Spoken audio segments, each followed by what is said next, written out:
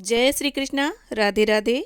इस वीडियो में आप दशा माता के 5वें दिन की 5वीं कथा सुनेंगे। तो कथा इस प्रकार है। एक राजा की 2 रानियां थीं। राजा की प्यारी रानी को लक्ष्मी कहा जाता था और दूसरी रानी को रानी होने पर भी कुलक्ष्मी कहा जाता था।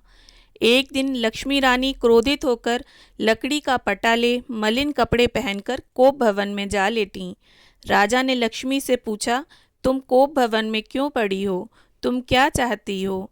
रानी बोली, कुलक्ष्मी को देश निकाला दिया जाए। कुलक्ष्मी रानी थी, इसीलिए उसे निकाला देने से राजा की बदनामी होने का डर था। इसीलिए रानी को पीहर छोड़कर आने की बात सोची गई। राजा ने पट रानी को एक रथ में सवार कराया और स्वयं घोड़े पर चढ़कर रथ के साथ चलने लगे। एक बीहड़ जंगल में पहुंचकर राजा ने रथ रुकवाया। पालकी ढोने वालों को वहां से हट जाने को कहा गया।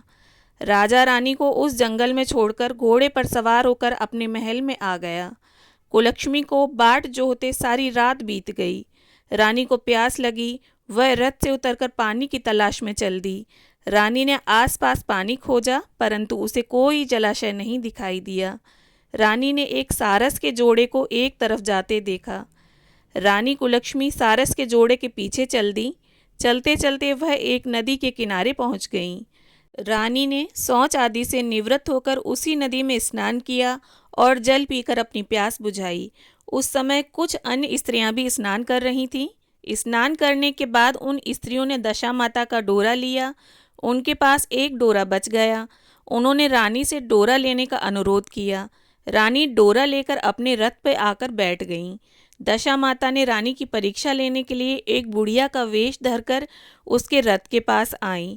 वह रानी से बोली कि बेटी, यहाँ बैठी क्या कर रही हो? रानी ने बुढ़िया से कहा, पहले तुम बताओ, तुम कौन हो? बुढ़िया ने उत्तर दिया, मैं तुम्हारी मौसी हूँ। तब रानी उसके गले लगकर रोने लगी। उसने अपनी विपदा भरी सारी कहानी बुढ़िया को बता दी। अंत में रानी ने बुढ़िया से कहा, अब मुझे केवल तुम्हारा ही सहारा है, मेरी रक्षा करो। दशा माता की कृपा से उसी जगह माया का शहर बस गया। रानी के भाई भाभी आदि सारा मायका वहां प्रकट हो गया। रानी ने अपने पीहर के साथ मिलकर 9 दिन दशा माता की कथा कहानियां सुनाई। 10वें दिन डोरे की पूजा होनी थी। उस दिन सवेरे उठकर दशा माता ने रानी से कहा, नदी में स्नान कराओ, वहां तुमको स्वर्ण कलश मिलेगा, तुम उसे ले लेना और जो डोली तुम्हें लेने आए उसमें बैठ जाना। किसी से ये मत पूछना कि यह डोली किसकी है। रानी ने नदी में स्नान किया। वह स्नान करके बाहर निकल आई तो उसे 2 स्वर्ण के कलश नदी के किनारे रखे मिले। उन्हीं के पास रेशमी वस्त्र रखे थे। उन वस्त्रों को रानी ने पहन लिया। वह चलने को तैयार हुई तो उसे डोली आती दिखाई दी। वह डोली में बैठ गई और अपने घर पहुंच गई। और घर पहुंचकर उसने माया के परिवार की सब महिलाओं के साथ मिलकर दशा माता के डोरे की पूजा की, सुहागिनों को भोजन कराया। इसके बाद उसने पारण किया। अब रानी अपने पीहर में आनंद पूर्वक सबके साथ मिलकर रहने लगी। इधर कुछ समय बाद राजा को रानी कुलक्ष्मी का ध्यान आया। राजा ने विचार किया कि जिस दिन से मैं रानी को जंगल में छोड़कर आया हूँ, तब से उनका कोई समाचार नहीं मिला। चलकर देखना चाहिए कि रानी कुलक्ष्मी का क्या हाल है। मंत्रियों ने राजा को समझाया कि अब रानी से मिलना आपके लिए ठीक नहीं होगा, परंतु राजा ने मंत्रियों की बात पर कोई ध्यान नहीं दिया। वह घोड़े पर सवार होकर उसी स्थान पर पहुंचा जहां पर रानी को छोड़ आया था। राजा को ये देखकर बड़ा आश्चर्य हुआ कि यहाँ तो सघन वन था, परंतु अब यहाँ रमणीक बस्ती बसी हुई है। राजा ने लोगों से पूछा, यह कौन सी नगरी है? लोगों ने उसे बताया कि यह कुलक्ष्मी का नगर है। अब तो राजा के आश्चर्य का ठिकाना न रहा। वह बार बार सोच रहा था कि क्या यह नगरी मेरी पटरानी कुलक्ष्मी द्वारा बसाया नगर है। राजा ने कुलक्ष्मी के महल के पास जाकर सूचना भिजवाई कि उनसे अमुक देश के राजा मिलना चाहते हैं। रानी ने राजा को पहचान कर मिलने से मना कर दिया, परंतु मौसी ने उसे समझाया कि हिंदुओं में तो पति परमेश्वर माना जाता है। तुम्हारे लिए यही उचित है कि तुम यथाशक्ति उनका आदर सत्कार करो। मौसी के कहने पर रानी कुलक्ष्मी ने राजा को महल में बुलवाया। दोपहर को राजा को भोजन पर बुलाया गया। राजा के साथ नाई भी था। रानी राजा और नाई को भोजन कराने लगी।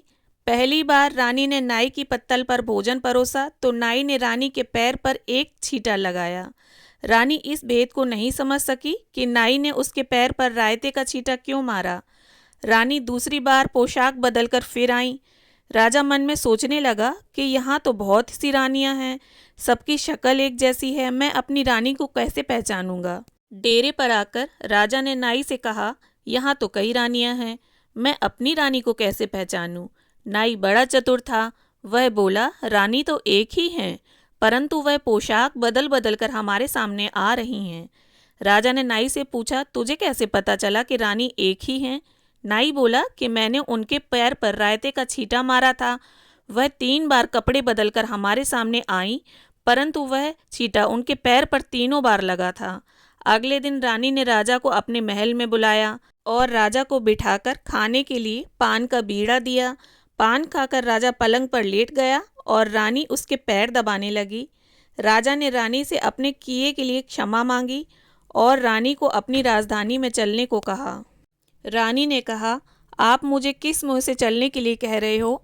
आप तो मुझे जंगल में अकेला छोड़कर चले गए थे और आपने तो अपनी दूसरी रानी के कहने पर मेरा परित्याग कर दिया था।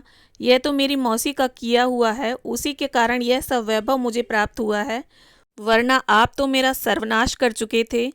राजा ने रानी को बहुत समझाया। तब रानी बोली कि मैं केवल एक शर्त पर आपके साथ चल सकती हूँ। आप मेरी मौसी से वरदान मांगेंगे कि यह नगरी आपकी राजधानी के पास पहुंचा दे, जिससे जब मेरा मन चाहे तो मैं आपके पास रहूं और जब मेरा जी चाहे तो मौसी के दिए महल में चली जाऊं। मौसी बड़ी दयालु हैं, संभव है कि वह हमारी बात मान जाएं।